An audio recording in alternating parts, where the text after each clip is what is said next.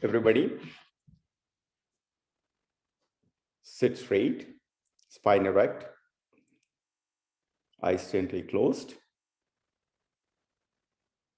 Shift your eye gaze to the third eye, the Jyotishmati, the light of awareness within.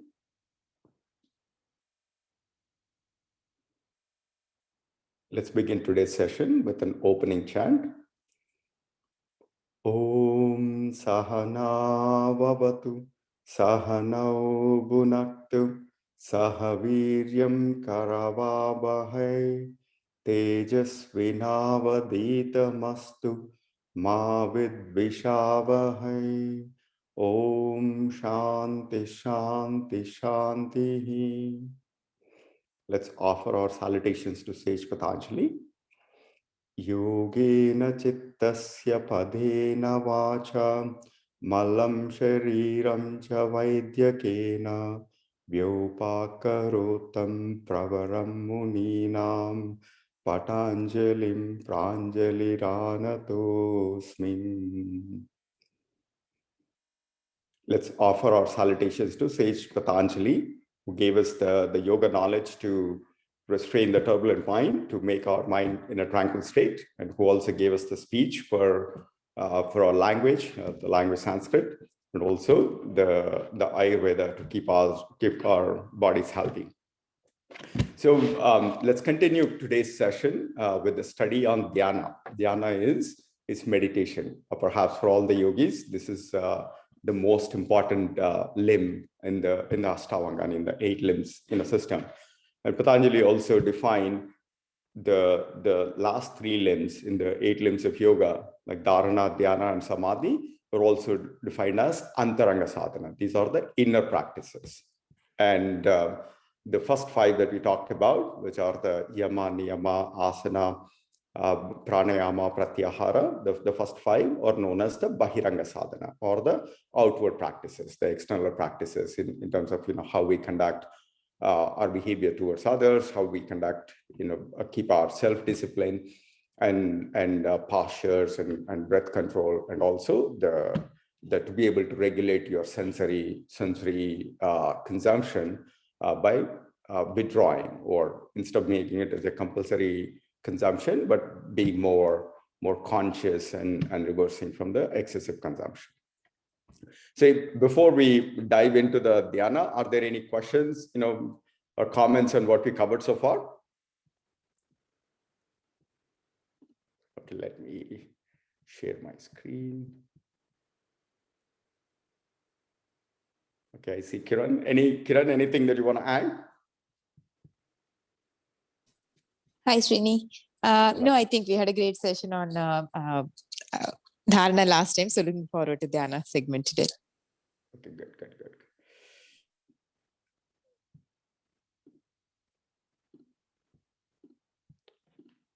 So very quickly, what we have done in the last week is, as Kiran said, we covered on the first limb in terms of the inner practices, which is the Dharana, which is all about focus and concentration. And Dharana is the preparatory step. In fact, the first 5 limbs are also the preparatory step to be able to get into meditation. So where Dharana is all about how do we keep our minds focused to one place of awareness, either within your body or with one thought. So that is exactly what is known as Dharana, which is like Desabandhasya Chittasya Dharana. So in other words, when your mind is constantly diffused on so many random scattered thoughts, what Dharana is all about is the mindfulness, where we constantly and gently, we always bring it back to the one place of awareness or one thought that you want to bring it back.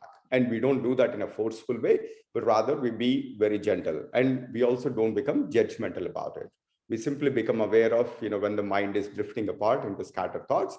And we always, every time that we have that awareness, we always bring it back. In fact, this morning's yoga class, Savitaji had a wonderful insight in terms of how she conducts her day of life, where she sets up Savitaji, before, instead of me saying it, do you want to elaborate on, your Sankalp kind of a method? It's one of the techniques. I don't know if it's applicable to everybody, but sure. I do struggle with constantly, changing mind, or fixation of certain, to do certain things. It's been a challenging process for me. So one thing which has helped me is even a small thing, okay, within an hour I am going to, like a sankalpa, the end result, or I'm going to broom and mop or whatever it is, or this yoga, why do I need to do this yoga, or create an intention basically for each and every activity. So that helps me to cut down my wandering mind or get distracted each time for something else. So that has helped me, especially during the COVID times. Yeah. So in fact, we talked about several techniques and how we can train your mind. Dharana is still an effort. It's still an effort that you're putting in to be able to bring the mind's awareness to that one thought. So there are different techniques that we talked about. Like one is the japa is one technique. The Patanjali regards japa is one of the highest practices. Even in Bhagavad Gita, Krishna also says that, tajjapa tadartha bhavanam. So when you're constantly trying to bring your mind to this one, sense of awareness, that's the japa, where we can actually use the beads or using a mantra as a prop to be able to bring it. So when I heard about this technique that Savitaji uses, in fact, you can keep your sankalpa and set that to either 1 minute, 10 minutes, or 15 minutes, or 1 hour. As you're drifting your attention to some other thing, we always be reminded of your sankalpa and try to bring you back to that sankalpa that you made. So I felt like that was a very, very insightful practice. And the other one that we also talked about is this kriya, trataka kriya, where we can actually fix your eye gaze to the flame or the tip of the candle light. And then we simply stare at it. And some of the practices that we do with your eye rotations, where keeping your eyes wide open and always fixing your gaze at one point until you have tears, without blinking, until you have tears. And then you simply close your eyes and fix your, and then continue to visualize the object or the flame. And one of the other things that we also talked about is, shifting your awareness in establishing one pointedness, with one of the sensory perceptions. This is also one of the strategies that says Patanjali revealed, which is Vishayavativa Pravarti Utpanna Manasani Bandanaha. So instead of allowing your mind to constantly prosecute all the sensory perceptions at the same time, pulling us in different directions, we gently try to shift our awareness to just one sensory perception. Could be hearing, could be touch, and then we'll just try to establish oneness, ekatattva abhyasa, with that. So what we're going to do right now is dhyana. Dhyana is the most important thing.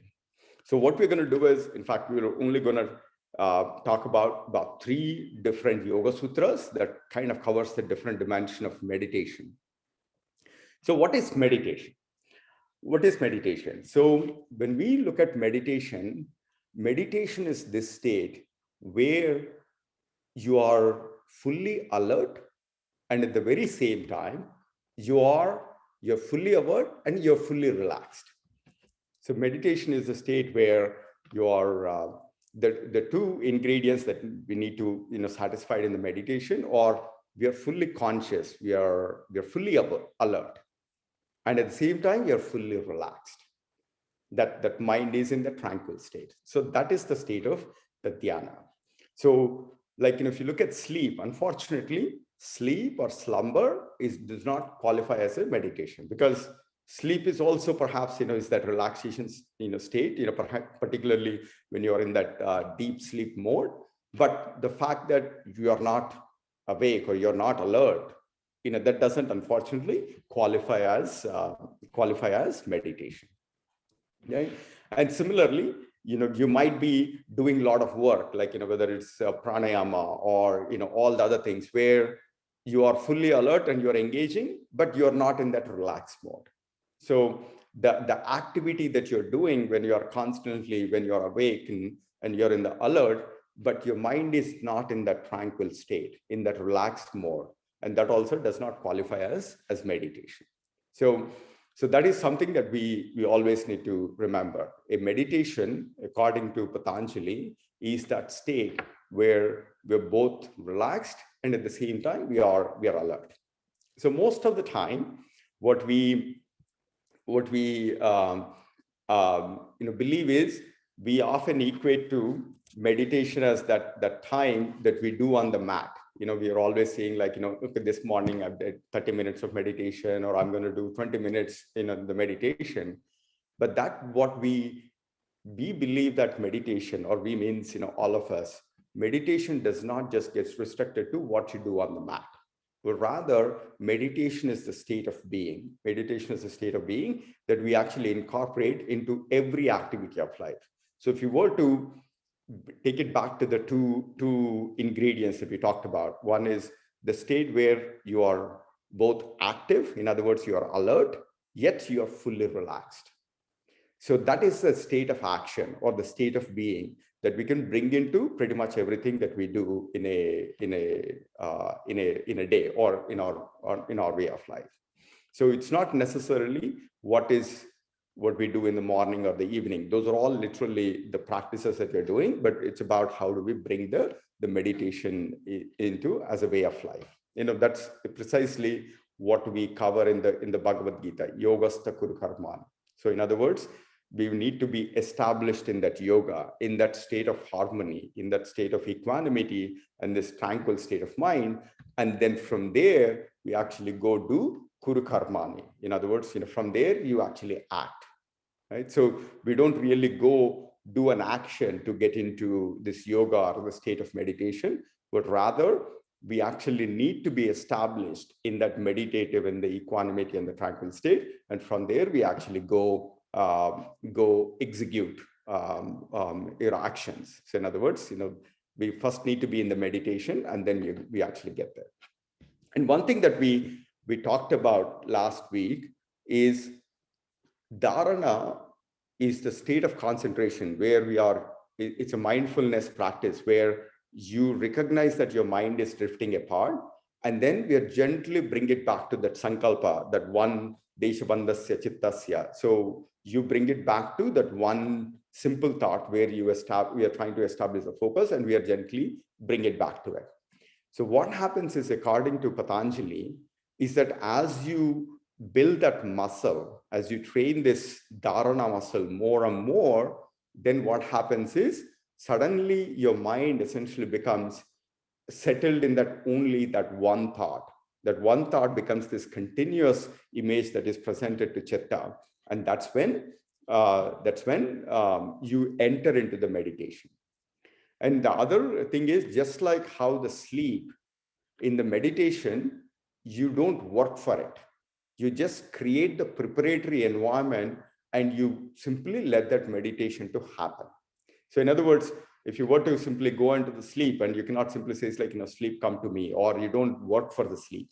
All you're doing is you're only working to create the right environment, which is like, dimming the light, and, making sure that, your mind does not have a lot of thoughts, and so on and so forth. And you basically do all that work as a preparatory thing, and you simply glide into that slumber or the sleepy state. Similarly, all the work that you're putting into to actually get into that meditative state is all the preparatory steps. And it's extremely important, the first 5 limbs, the external practices, and also dharana become those tools to actually get into the meditation. So now let's look into the Patanjali's definition of what that is. Any questions or comments? Is that analogy of sleep and meditation, would that resonate? Yeah, it does resonate. I have a question. So right now I do yoga practice, asana practice, and then pranayama, and then I go into meditation. So in between meditation and pranayama I should incorporate dharana. So dharana is it's a good question. So dharana is always being in the focus of what you're actually doing. So when you are actually doing the pranayama is also one of the techniques of dharana. So when you do the asana, and when you're doing the asana with the Ujjayi pranayama or some of the pranayama, so that actually becomes, kind of almost like a dharana. But what we actually do is, of course, we are not fully trained to integrate asanas and the pranayama as one synchronous thing. In that case, you can actually integrate dharana as one of the elements. In fact, everything that you do after the Kapalabhati Kriya, doing the Om, chanting, couple of those things, when you're doing the Om chanting and shifting your awareness to Aum, and those things can also be viewed as dharana. If you want, you can actually, if it helps, if you use japa or some of the other techniques, you can also incorporate them as part of your practice, if that's your question. Yeah, but why is it separated then? If dharana and pranayama is same, why is it separated? Like in the sense, in the 8 limbs of Yoga Sutra, why is it separated as one is internal and one is external kind of a thing? So the pranayama is one of the techniques on how you can get to dharana. So that is one of the techniques. There are so many of the techniques, but when you are doing the explicit, dharana kind of stuff, pranayama is one way of, establishing, bringing your mind into this. But eventually, when you become, very steady, then what happens is, and here is other interesting thing. The reason why the old saints define meditation is, it's just that, and again, going back to the two definitions, right? You need to be alert and then you need to be relaxed. And that's one of the reasons why we always need to keep your spine straight. So that basically results in the definition that whenever you're in the meditation, you need to keep your spine straight. So that's one of the things, or the meditation, when you're actually doing the tapas. And one of the other things, in fact, in the next session, we will also talk about the manual for the meditation. So we're going to take some excerpts from the Bhagavad Gita, the 6th chapter, which is the Dhyana Yoga or Atma Samyama Yoga. Atma Samyama. Samyama is the total control of the mind. That's almost like the golden book. The golden is actually an interesting word, but the golden book of it's almost like a manual for how to do the meditation.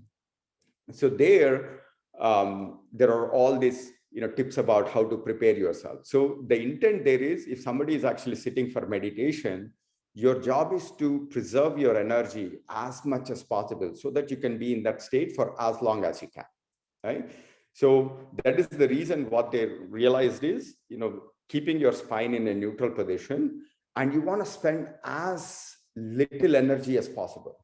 When you're actually doing the asanas and the pranayama, you're actually doing a lot of effort, like what we talked about, prayatna saitilya ananta samarpadya. You're putting a lot of effort to actually prepare your body and the mind to get into the meditation. But when you get into the real meditation, your ultimate goal, and you're doing that, deep meditation stuff, your ultimate job is to spend as little energy as possible so that you can actually be there. So your breath also becomes like sukshma, or as subtle as possible. So it's very different than the external pranayama practices. But you need those pranayama practices to be able to bring the mind from all this chatter to bring it to, in a state of the clarity in the mind, so that you can actually get into dharana. But as you become more and more, as your mind becomes less of a chatter free, and that not only comes from asana and pranayama, that also comes from doing good yama practices, good niyama practices. Because once you are establishing the truth, or once you are establishing non-violence, once you are establishing brahmacharya and aparigraha, your mind's tendencies to go accumulate a lot of things, be worried about what's happening in the external world, or what's happening with your own self behavior, like about your own hygiene, your santosha, and all those things. So when you bring harmony with your yama principles and the niyama principles, your mind's need to actually go bring itself into a lot of chatter will actually come down. Then you actually strengthen the asana muscle, so that if there are any conflicts within your body where you cannot sit comfortably, because what happens is when you sit someplace to be able to do meditation, and suddenly the body tries to get in the middle, like you either have a back pain or neck pain or all the other things. So the asana removes those conflicts. But and then if you have other things because of tamas, a lot of tamas that you may have, like whether you're sleeping a lot or you may have other things. Then what pranayama does is it actually improves the life force. It activates the prana, so that your breath also supports, breath and mind also supports it. And then Dharana is another technique where you're only focusing on training your mind to fix to one thought. So all this becomes the preparatory things, so that you can actually be in the meditation for a long time by spending very less energy. So the real deal is, when you're in the meditation, you're not actually doing, it's not a Kriya Yoga. It's actually, you're just being in the, so you're actually simply being in the state of the meditation. But all the other things are needed to unwind the conditioning that we accumulate in our body and mind. I mean, I don't know if I went all around the world, the kind of a roundabout way, but every step is extremely important to be able to get into that meditation state. And the reason why Dharana and Pranayama are different is, Pranayama is one way to help in the Dharana, but Pranayama is also still very much of an action oriented. It spends a lot of energy. And when we get into the meditation, our job is to spend as little energy as possible, so that you can be in that state for a long time. So the journey and the destination is both important in this scenario. Yes, you mean both pranayama and dharana. Yeah. Yes. And the thing here is, use pranayama is always an important thing, because it actually, what we talked about the pranayama, right? If there is any avarnam, the smoke or the tamas that you are there, what happens is the pranayama takes care of that. And while doing that, the second benefit of the pranayama is not only suppresses the tamas energy, and the second one is it actually creates the preparatory environment. It brings the qualification to be in the dharana. Dharana sucha yogyata manasaha. So that's the second benefit of the pranayama. And then as we become more and more advanced with our mind in fullness practice, you need less of this asana and pranayama and this stuff. You only need the asana and pranayama when your body is not fit to do meditation. That's when you need the asana. When you have a lot of tamas, or when you have a lot of rajas, you need the asana to rid of all the conflicts. If you have a lot of tamas, and then you need the pranayama stuff. But if you have a lot of these bad behaviors where you have greed, or you don't have moderate consumption, that's when you bring the yama and niyama, that is about our conduct. And then if you have any strong sensory desires, then you engage pratyahara, and that's when you also minimize your consumption, you minimize your needs, both from external organs and also the jnanendriyas, the inward perception. And all these things are going to culminate to create the right environment, so that you can be in that meditation for as long as you can, without letting our body or the mind or impressions or gunas be an obstacle to be in that meditative state. So that's one of the reasons, we talked about in the first class. The Patanjali defined samadhipada in the first chapter, so that if somebody already achieves some level of harmony with their body and the prana, and then their conduct and the intellect and the buddhi, they don't actually go through the second chapter, which is the sadhana pada. They don't need to do any of these asanas and pranayamas and all that stuff. They simply get into meditation and samadhi, and then they go into the different levels of samadhi. So it depends upon where we are in our life, in our yogi journey. If you're an advanced practitioner, you can straight away get into meditation and samadhi, and then start invoking the samyama, which we are going to cover in one of the subsequent sessions. But for all of us who have accumulated a lot of these vrittis and the tendencies in our mind, we need to make sure that our body and the mind and the breath stay in a harmony, so that we can actually get into that. And that kind of leads into the first Yoga Sutra that we're going to touch about, which is, so the Patanjali, the Yoga Sutras that we are going to talk about today are one taken from the second chapter, and then one taken from the third chapter, and then one, we are going to talk about from the fourth chapter. The second chapter, what says Patanjali defines is Dhyana heya tad vrittayaha. So what it means is, when we do meditation, so meditation is the only authoritative solution to rid of all the tendencies of the mind, the vrittis. We talked about yoga, chitta vritti nirodha. We talked about the 5 vrittis, panchata vrittayaha, right? And these pancha vrittis also result in 5 kleshas, the root of miseries of the mind. And does anybody know what those 5 kleshas are of the mind?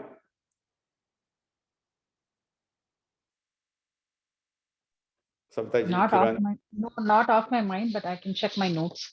Yeah. But whatever comes to your mind, the kleshas. Mind, I think the mind lethargy, like convincing us not to do it.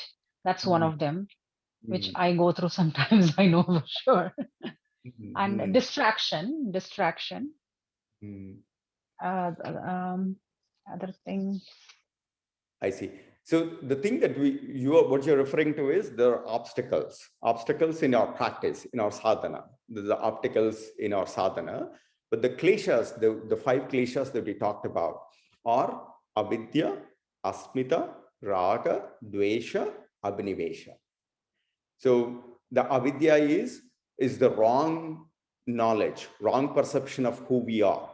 Instead of identifying ourselves with the Nitya Suchi Sukha Atma, we actually identify ourselves with a limited identity of this mind and this costume, the body and the mind. And then once you identify this body and the mind, that is ephemeral. And then we are always constantly drawn into how to keep this body, safe and sound, and then how to keep our mind safe and sound. Whereas if you're already established in your own self with the right knowledge, you know that your identity is not tied to this particular costume. So there is no chatter about, trying to worry about, death or asuchi or asukha or anitya and being anatma, which is being divisible. So the first klesha is the avidya. And then the second klesha is asmita. The mind creates this boundary on me, mine, and I versus somebody else. It's my family, my job, my job or my association or my yoga philosophy or something like that. The more you do that, there is a sense of separation between others versus you. And again, that is the reason why we are all working so hard in the capitalist society, right? And that's again the root of a misery, a root of the klesha. And then the third one is raga. Raga is clinging on to, hankering on a particular desire. And then dvesha is about cultivating a sense of hatred towards some others. And then the last one is abhinivesha. Abhinivesha is being insecurity about either death or losing something. Usually it's about the death. These 5 are the main reasons why our mind puts us into a lot of different things. And we also talked about the symptoms, dukkha dharmanasya angame jayatva shvasha prashvayoho sahabhuvaha, right? Which vikshepa sahabhuvaha. So when you are constantly engaged in any one of these kleshas, we kind of go through this roller coaster ride of happiness, sadness, and then if the sadness persists for a long time, then we actually get into depression. What we talked about was, in the different practices, will reduce some elements of these kleshas and its effects. Like, for example, asanas remove the conflicts, tato dvandva anabhigataha. But Sage Patanjali never said that asanas are going to completely eliminate all your miseries. No, they only give you some helping tools to reduce the conflicts within your body and mind. And then the pranayama, the tatakshiyate prakasha avarnam, it actually reduces it actually eliminates the tamas within. But according to Patanjali, it's only this practice of meditation. It's not the practice. It's actually the being in the state of meditation is the Heya tadvrittayaha. This is the only authoritative solution to rid of all the vrittis, all the kleshas of the mind. And ultimately, how do you know? Is that when you do not have any chatter about you versus I or others versus I, and when you don't have that boundary of mine versus somebody else, then why do you need to worry about raga or dvesha? There is no reason for hatred. There is no reason for clinging on to something versus something else. So when you are in establishing that, you actually get into the complete tranquil state. That's the first thing, and then we're going to come back to this sutra. And then the second one is perhaps the most important definition of the meditation. And right now, I believe there is a lot of confusion in the industry about there's a bunch of meditation apps. And in fact, pretty much everything that we do, I believe, is the practices that we do are only dharana related, but they're not meditation. So how does Sage Patanjali define meditation? Tatra pratyaya ekatanata dhyanam. Pratyaya. Pratyaya is the image, or the image that your mind presents to the chit or the self within. Tat pratyaya, when that image that the mind presents to the self remains the ekatanata. Ekatanata means when it remains one. Ekatanata, which is like when that remains the same image from this moment to that next moment, that is defined as meditation. Tat pratyaya, the image that the chitta is presenting to the chit, the self. Ekatanata.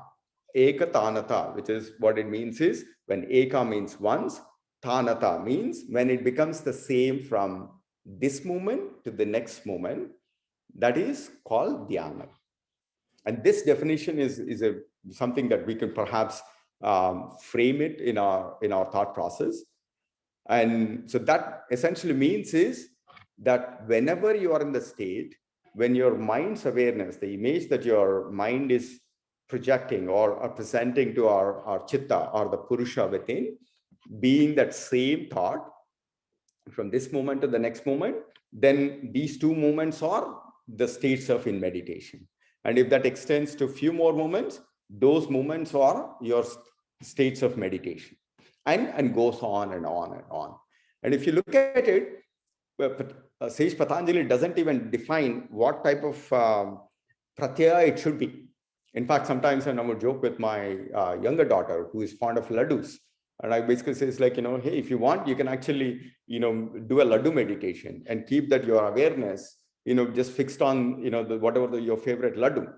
And then as long as, you're constantly in that, the image of that laddu, and then if that becomes the same image from this moment to the next moment to the next moment, then you are actually doing a laddu meditation. And of course, Veda Vyasa defines that, if you keep that image to be something more of an uplifting, and of course you get a little bit more benefit, but Patanjali doesn't really have any bias towards what that pratyaya should be.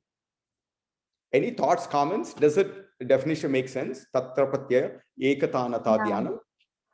Yeah, according to this definition, then I'm not doing meditation. Exactly. So we're all in the preparatory state. And then what happens is we experience, there is this one few moments. It is like a glimpse of seconds where your mind becomes still. So that's why you remember when we do this practice, attracted to that one thing again. Like I want to get there, and then the whole meditation collapsed. Exactly.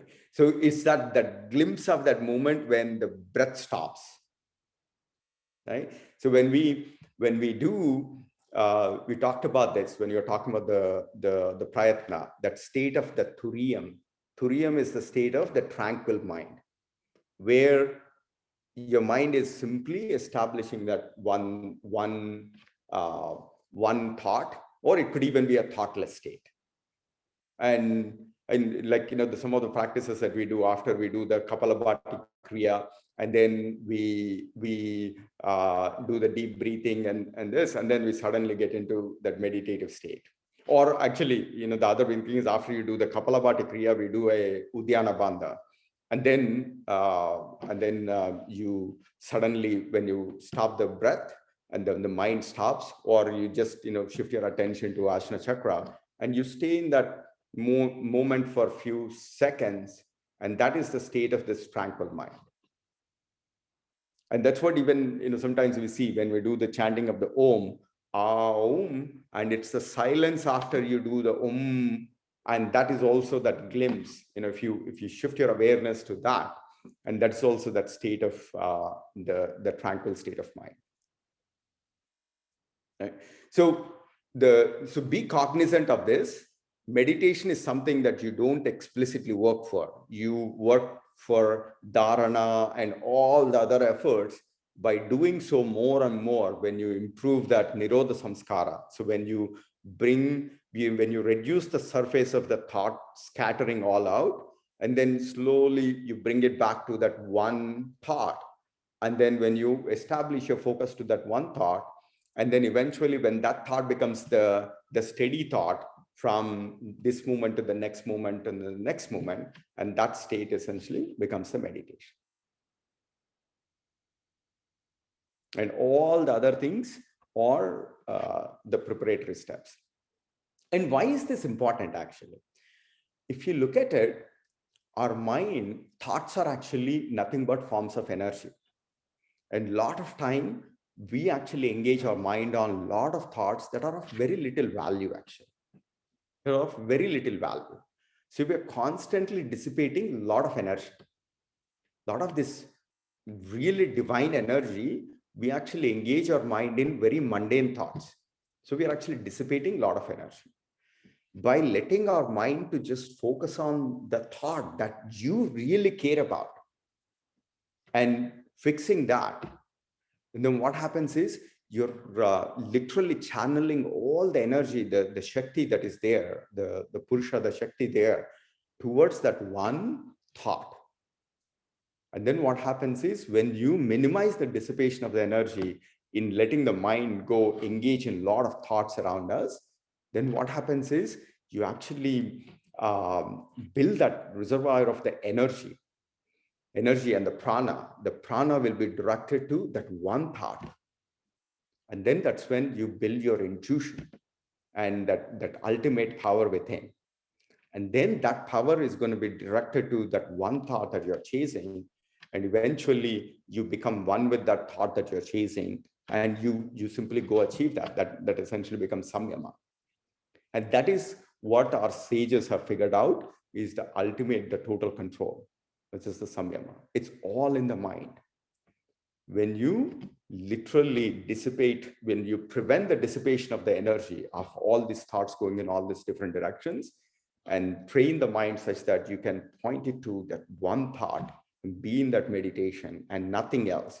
So all your life energies will be directed to that one thought. And then that thought essentially becomes a reality. So you can pretty much achieve anything that you want. Does that make sense? Do we all agree that we are constantly dissipating a lot of energy? Yes. Yep, absolutely. Totally. Yeah.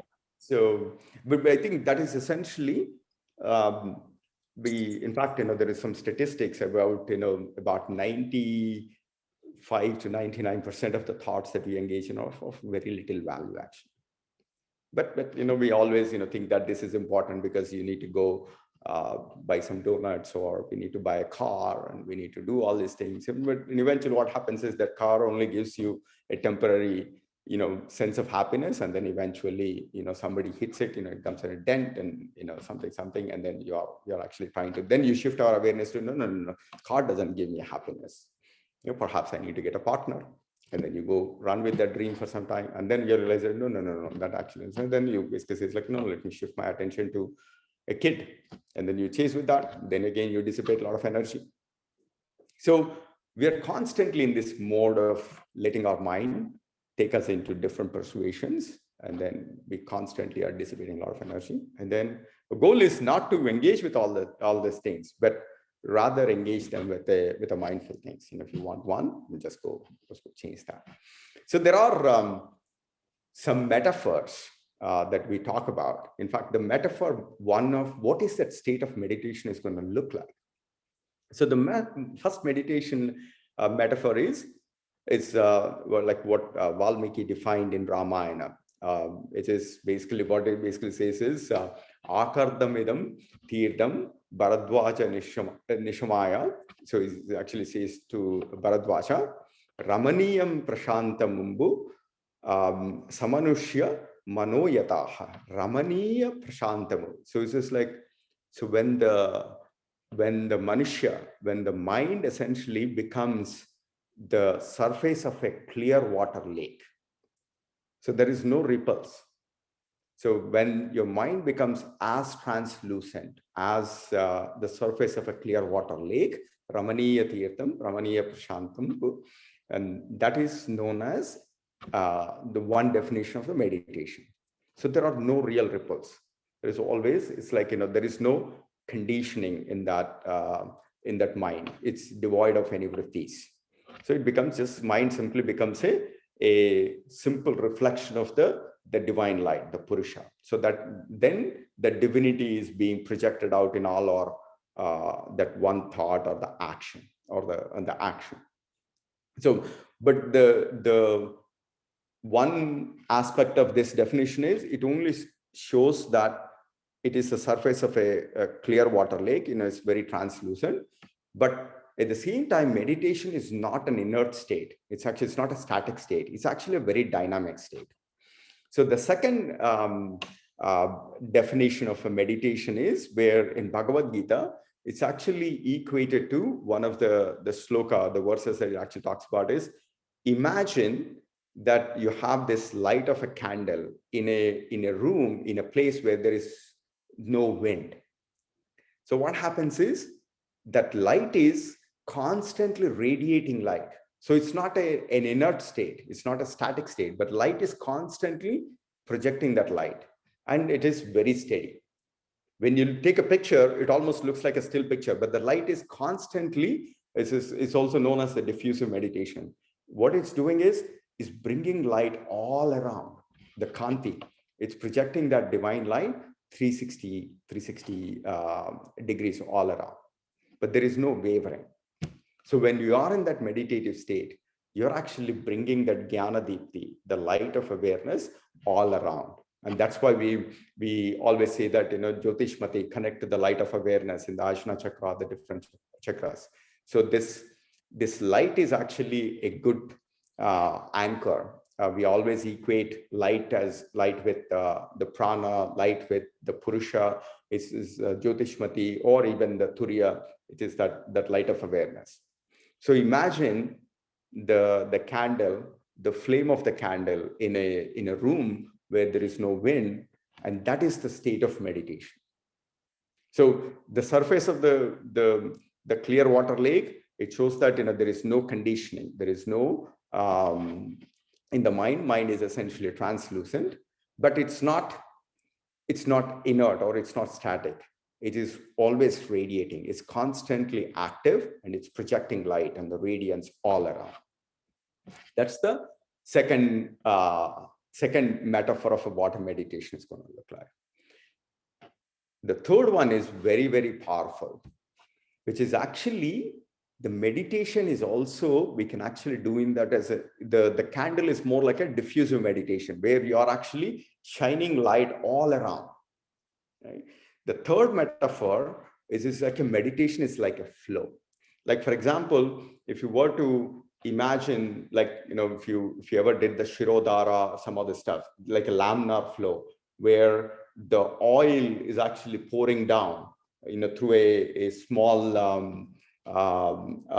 what is that, Shirodhara, like a cone, and then like a funnel. Then what happens is, when you look from the side, that stream of oil looks like a static image. You don't see any movement, but the oil is pouring without any dripping or without any scattered thing. It just looks like a linear laminar flow. And there are no vibrations. It still looks like a surface of a clear water lake where there is no ripples, but it's a dynamic action. It's a dynamic flow.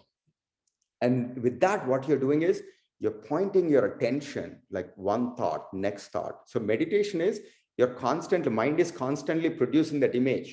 It is an image making mission.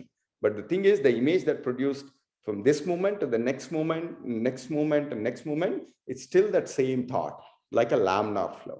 So then it is almost like a pointed in one direction. And that's where you have a lot of the force towards the thought that you're actually doing. And that actually allows you to become one with that thought, to conquer the thought or to unite with that thought. So there are different ways of looking at that state of meditation. There are like 3 metaphors. Number one is it needs to be clear and translucent, devoid of any conditioning. And the mind essentially becomes simply a reflector, right? Like the surface of a clear water lake. What that means is you are literally, the divine within us, the Purusha, simply gets reflected in all the action. But it's not the surface, it's not inert or static like the surface of a clear water lake. It's almost like a light lamp, the light of the flame, where it's more of a diffusive meditation, where you are actually shining your radiance all the 360 degrees around. But it's still that one image of the flame where there is no ripples because there is no wind. And the third one is the forceful, like a flow, like a laminar flow, like an oil. So does it make sense? Any questions on the 3 metaphors?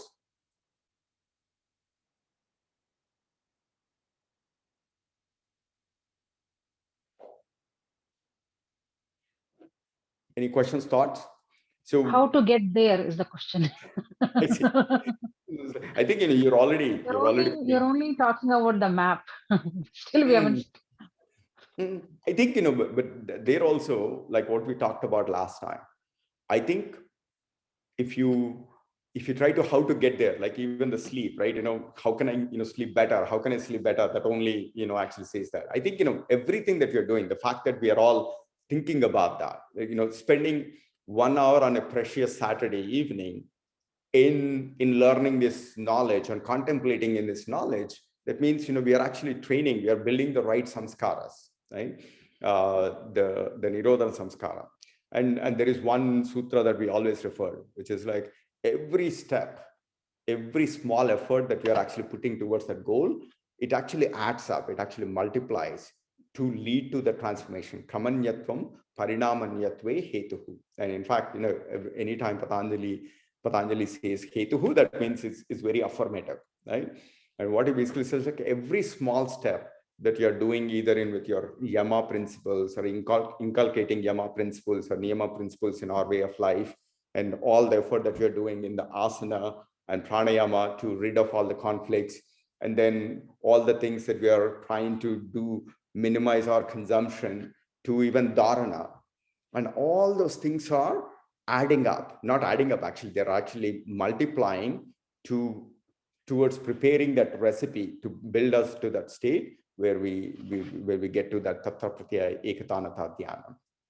And then that you're going to see it. And there is this analogy, right? Which is when you boil the water, that for the transformation you need 100 degrees of heat to be able to see the water get into that vapor state, assuming that water is our physical gross state, and then let's say vapor is that meditative state. But when you're heating up, you don't see the vapor happen right away. But what's happening through this entire process is every molecule is working.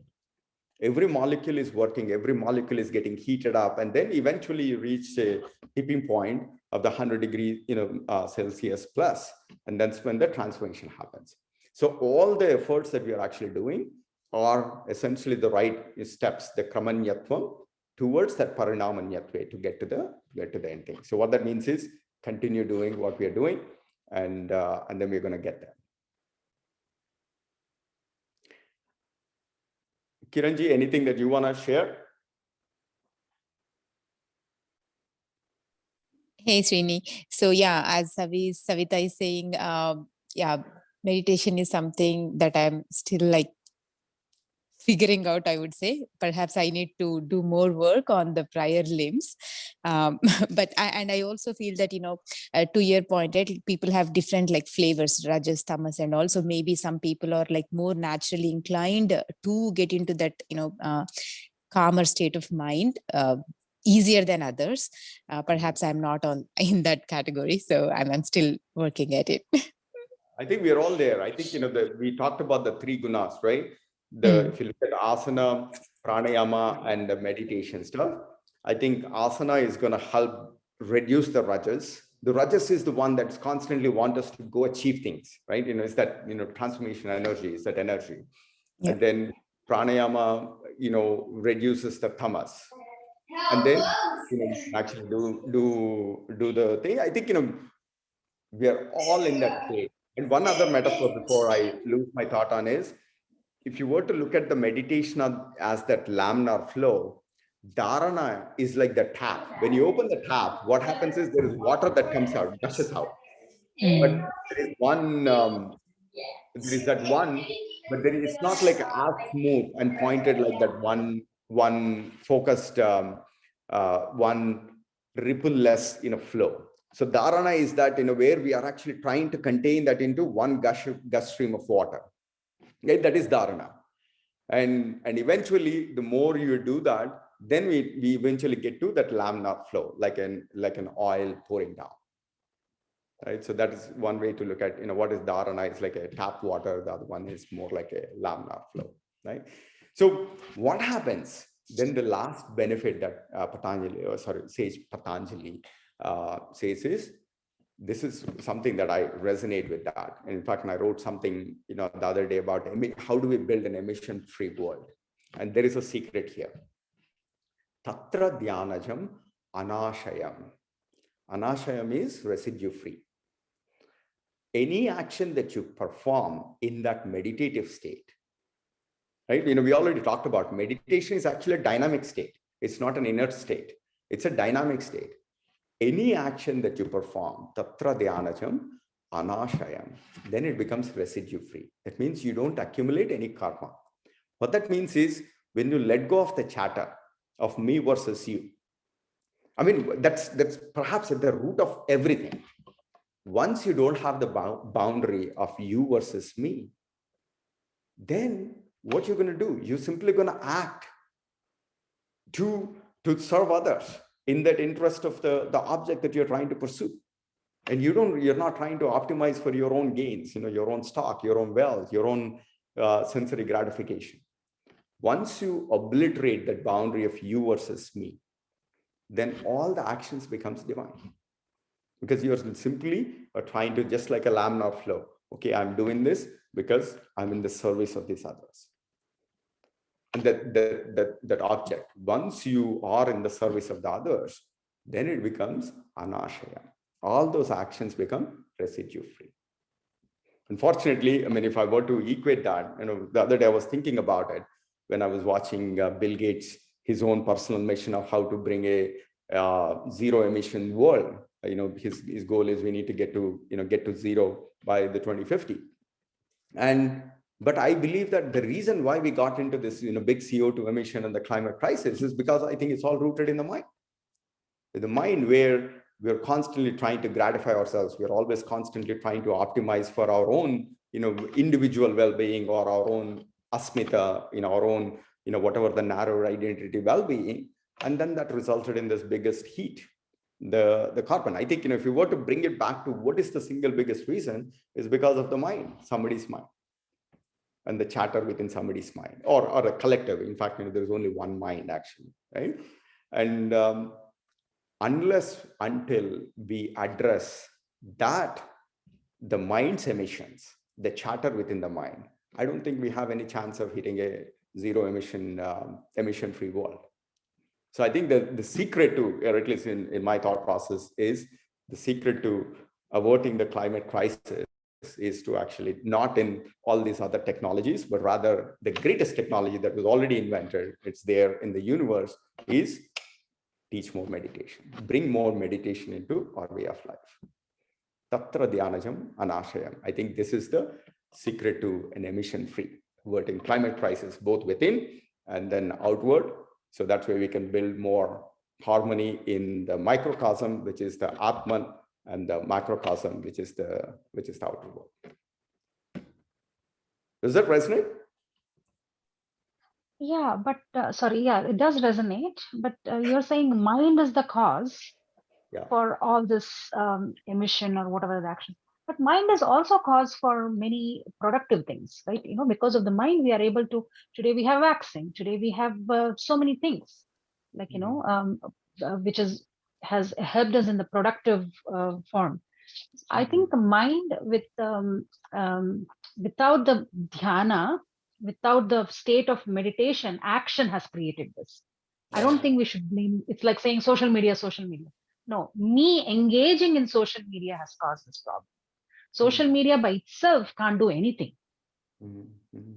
I mean, that's my 2 cents. Yeah, I think the thing is, someday I think we all need to go back and trace it to what are we using this mind for? What is it that we are trying to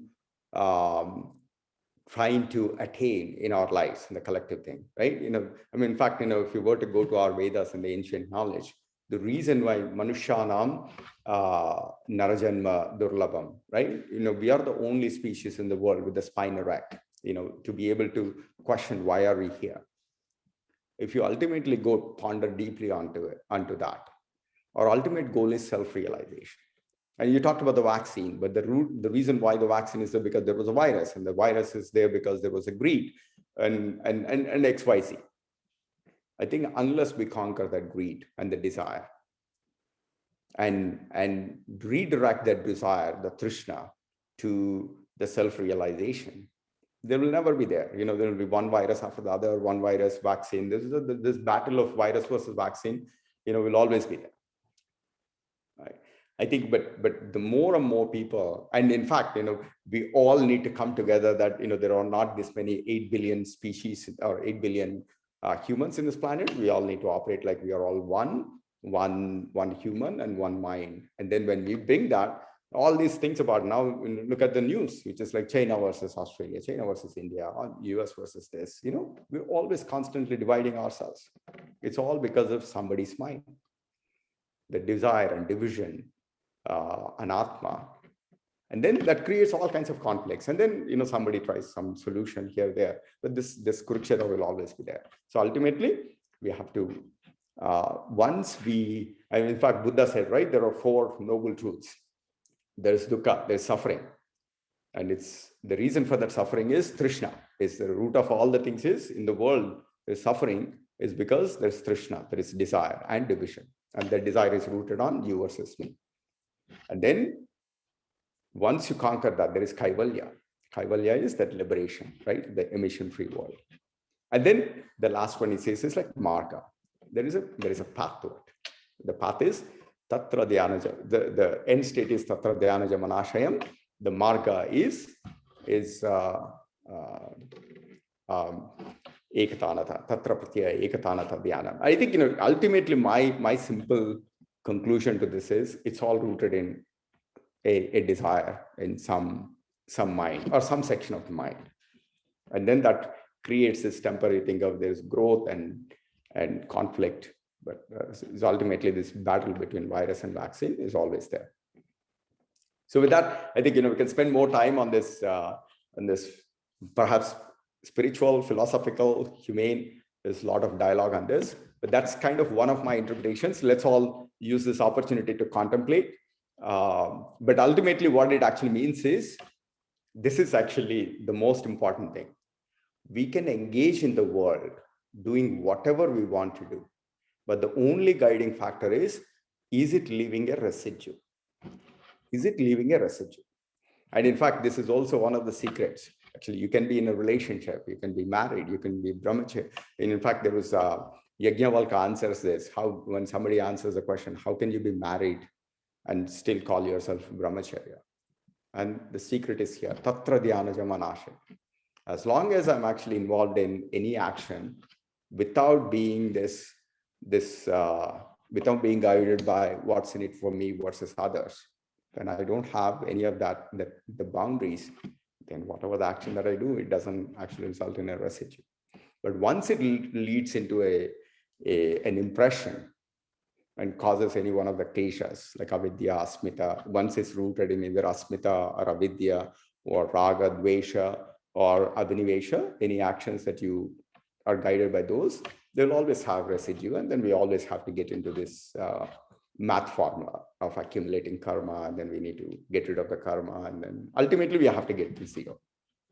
That's the ultimate solution. We always have to get to zero. So with that, let's conclude for today, and then we will also use more time. So before I do that, anything that anybody would want to add? Kiran, any closing thoughts? Yes, Srini, I think very thought-provoking session, and obviously more questions came up as well as we're trying to process preparing for Dhyana. So more to come. Thank you. Okay. Good. I think this one thought, if y'all can do it, I somehow believe that, as we are trying to work on this climate crisis, how do we get to emission zero? And let's see if we can minimize the emissions, the vrittis in our mind. Perhaps I believe that there is a stronger connection between these two. But anyway, so let's for us to contemplate on it. Everybody can close our eyes. I think Bill Gates, who created the problem and now he's thinking of the solution, is the right thing to do, because he didn't do a lot of invention in the Dhyana mode. He just did because he wanted to get it out of his mind. Because it was a very capitalistic stuff. My biggest worry is, in fact, my role models, Bill G and Elon Musk, and I mean, it's like, they're my role models. And I truly believe that now they are the best resources that we have in the human race to go tackle this problem. But I think, no, they created the problem. You can't just launch everything, and there is so much space to garbage now already. Yeah, exactly. So, yeah. Sorry, please go ahead.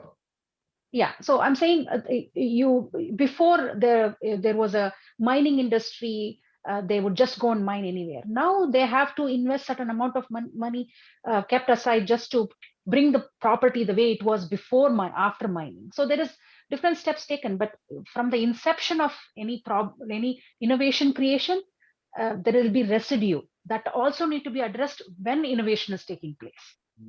Right? Absolutely. So only with the human body we think about it. Oh, what are the side effects? But I think every innovation has some residue on side effects. So if you come from the bottom up, I think you will take that problem also into consideration, and then your innovation is stronger. I mean, don't just, yeah. I think that's exactly right. I truly believe, or sorry, I hope I'm not right. I think the solutions that they're coming up with right now, I think they're going to fall short. They're going to fall short. Like, I was looking at this documentary. He has a lot of investments in the Band-Aid solution. Like, Fapa burger and Fapa cement, Fapa this. He's not addressing why do we need this much concrete in the world, right? But anyway, I think all those dynamics are different. I think they're going to significantly fall short in their mission of bringing to zero. And the only chance that I believe is like, we're going to work, the right way. I think, all of us being the masters in yoga, if we can actually, get everybody trained on Ashtavangani, perhaps, and then everybody starts operating in that, in the divine mode. So then I think, Buddha actually succeeded actually. When he created the biggest movement with, when there was some eras of, real peace. And so I think, we have an opportunity to do that, and perhaps that's the reason why the divine picked, Savitaji, Kiran, Preeti, and Sajini, and Srini in that mission. So let's all acknowledge our role, and everybody close our eyes. Take a deep breath. Let's chant the final prayer. Kiran, do you want to sing the final prayer? Yes, Srini. Sure. We'll do the prayer that Srini does every session. Om Sarve Bhavantu Sukhinaha Sarve Santu Niramayaha Sarve Bhadrani Pashyantu Ma Kaschit dukha bhag bhavet. Om Shanti Shanti Shanti.